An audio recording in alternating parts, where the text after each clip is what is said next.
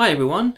The reason behind this video is I'm now shooting with MiniDV, but when I was doing a lot of research, there wasn't really many videos talking about differences between SD and MiniDV. So I'm going to talk about each of them and give you my opinions on both. Right, SD. I originally started off making videos using SD cards. I mean, they're fast, they're convenient, they're reusable. From the point of view of being reusable, as in use these multiple times, they are pretty cheap. But the problem is, anything you want to keep, you're going to have to instantly put basically onto discs. I mean, what I do now is for projects, I back up to Blu-ray. 25 gigs one layer, 50 gigs double layer. But the problem with SDs is you can't use this as a means of backing up the raw footage, because I don't know how long SD cards would last. I think if you use them in the short term, yeah, they're great. If you've got stuff on here for, let's say, a day, a week, maybe a year, but anything beyond that, I would not trust these. So for short-term storage, these are fantastic. Long-term, unknown. And working with the footage is an absolute pain. I mean, I bought a whole new rig, and even if I do too many cuts, let's say I'm doing a 3-minute video and there's a whole bunch of cuts, it will grind. It will just slow down. And if you apply a few effects, it's an absolute nightmare to work with. Even on a quad-core computer, it's still not perfect. And there's too many compression artifacts. I mean, I think the most popular format flash recording at the moment is AVC HD, and as far as I'm concerned, it's a playback format. It's not an editing format. I don't personally think it is an editing format. There's too many artifacts, and it doesn't seem to. I don't think it survives at least one generation. What I mean by generation is, you know, when you get media and you encode it, and every time you encode it, you degrade the quality. Now, ultimately, when you make videos, you don't want to do any kind of major compression. You want to basically work with raw footage or in a lossless environment. That's what I try to do. And I always find that no matter how good the footage is from Flash, it never seems to survive at least one generation. I mean, the camera I was using before, which was a Panasonic SD600, it would basically record full 1080p 50i, which if you encode it progressively, 25 frames a second, was doing about 17 megabits per second. There are ones that can do up to 24, but the thing about AVC HD is it uses H.264 compression, and it's designed to compress the best quality at the lowest bit rates. It doesn't get better at higher bit rates. I've tried this. So that's SD. I think for the average YouTuber it's great, but I think if you're a filmmaker, I would consider MiniDV bit personally. End of the day, it's not full HD, it's an anamorphic HD image. It's 1440 by 1080, so basically it's like that. Yeah, you can actually shoot progressive onto this as well, so you can actually shoot 25p or just 50i, which quite frankly 50i has always been fine for me. I think if you're doing fast moving motion stuff, you will want to do it progressively. But the benefits to this is it's extremely reliable. If you keep it out of sunlight, keep it out of extreme colds and heat, it should last 10 years. Put it on a shelf, make sure it's not in direct sunlight or too dusty environment. I've been using this, and I've had absolutely no drop frames so far. I've probably shot about 4 hours worth and not had a drop frame so far. You can get expensive tapes, but don't bother. There's absolutely no point.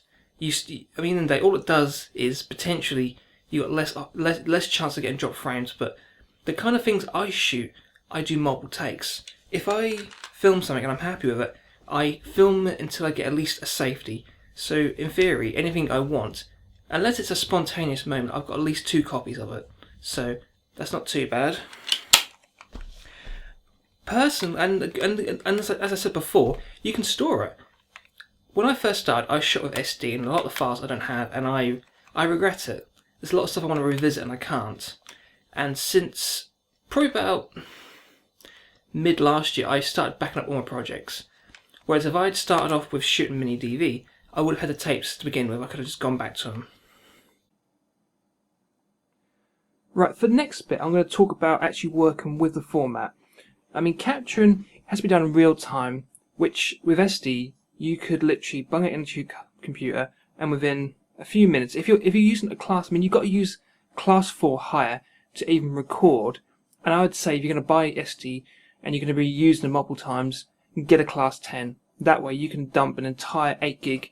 I mean, I wouldn't use anything bigger than 8 gig. 8 gig gives you an hour, because if you use something bigger, you've got more footage, and the more you have to lose. That is the risk you take with SD. But then again, it's the same with MiniDV, but then again, MiniDV is a little more forgiven, and even if you had a problem with a part of the tape, the rest of it would still be recoverable. So different trade-offs. So with MiniDV, you've got to transfer to your computer, and the good thing about computer video editing software is it's more tailored to MiniDV than it is to AVC HD or the new Flash formats. Even though most of the major editing software can support it now quite well, I found when using MiniDV it was just so painless and so easy. It was flawless. You connect your camera, instantly recognised it. You transfer it over. It's like a VCR. You can just choose it. You can basically tell it to capture the whole tape. You can put in the time code. Let's say you've got an hour tape. You want a bit at 10.52 to, I don't know, 17.26. So you could basically capture the entire tape. You can use it as a VCR and just like fast forward, get to the bit you want and press capture and stop when you want, or put in the time codes. And editing is just so easy. I mean, there is a difference. I mean, I think it works at 25 megabits per second. It uses X amount of megabits for audio and uses X amount as error correction. So it's pretty reliable, pretty easy to work with, and it's just once it's on your computer, it's just flawless to edit with. Like this was my Sonic Megamix review. As you can see, 2 screens, headphones, mic, Donkey Kong poster, Sonic poster. Let's say, for example, we go over here. And welcome to another episode of Michael's Video Game Reviews. The internet's a pretty interesting place, isn't it? Potentially, every time you go online, you can always find something new and awesome in the realm of what you're into. And on one of my many journeys surfing the internet, what do you think I found? Yeah, I mean, I love working with this format. I wish I'd started to begin with. File sizes, yeah. Let's put it this way: if you're using the MiniDV tape, it holds about 13 gigs, so it's 13 gigs an hour, which it's about 5 gigs more per hour than SD, but it's worth sacrificing 5 gigs just for the easeability of editing. And over here is, like I said, anything I shoot I keep over here. It's pretty much out of direct sunlight. It doesn't get too cold or warm in here. It goes over here. So basically from now on the raw footage is kept here. Over here is blank MiniDV tapes. You can probably guess what I asked for Christmas. What do you want, Michael? Yeah, I'll have toiletries because I haven't got to buy any toiletries, and MiniDV tapes, and I've got tons of these things. And over here is where I keep basically.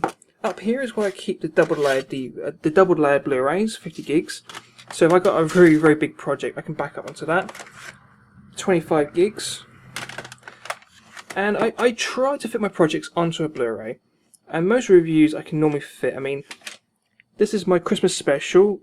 It took pretty much it just about fitted onto a single layer. So basically, I normally have my projects on at least a hard drive, at least a physical media, and now I can back up the footage. So I'll show a bit of my editing rig while I'm at it. There you go. And there's my quad-core computer, 8 gigs of RAM, got 3 different hard drives, got an SD adapter thing, got a Blu-ray burner, and that's where I basically keep raw footage and MiniDV tapes. And there's blank media up there, got basically 50 gigabyte Blu-rays, 25 gig Blu-rays, single layered DVDs, and just bog standard CDs. So I think if you kind of a bit of a filmmaker, which I consider myself a bit of a filmmaker now, then MiniDV is the way to go, I think. I absolutely love this format. I think it's fantastic. I wish I'd gotten into it to begin with. I think the only real downside to MiniDV is you get noise from the tape drive, which I'm hoping now I've eliminated, or virtually eliminated, because I'm still learning to use this camera. And I think the only other real problem is MiniDV's now for professionals. Basically, no one really makes a consumer or prosumer MiniDV cameras anymore. I mean, this one I'm using right now is brain work. Right, it's a Canon HV40.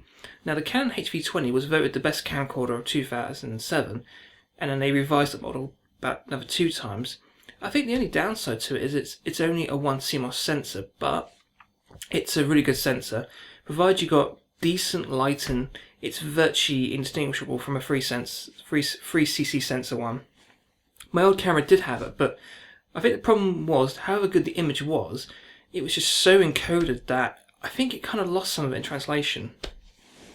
So, conclusion, if you're a beginner, you want to make videos on the cheap, you know, back up maybe your raw footage to DVDs, because if you shop around you can get decent quality DVDs cheap. You can't put too much footage. I mean, if you're shooting AVC HD at 17 megabits per second, you can probably put about half an hour per single layer DVD. So I think if you're a beginner, you're trying to do it on the cheap by reusing these, backing up to DVDs, and you're not really a filmmaker, you just making videos for fun or a bit of a vlogger, then yeah, I would go with SD. Now, if you're wanting to make movies, documentaries, or really, really professional videos, and you basically want a hard copy, because I mean, after a shoot, you literally connect your camcorder to your computer, you basically transfer the video over, the video's on your computer, this goes on your shelf, and you can go back to it a year later and grab some footage. So basically, if you're a beginner, go with SD. And if you're a filmmaker or someone who really wants to make really, really, really great YouTube videos, really professional or really polished, then go with MiniDV. So I hope this was useful. Thank you for watching.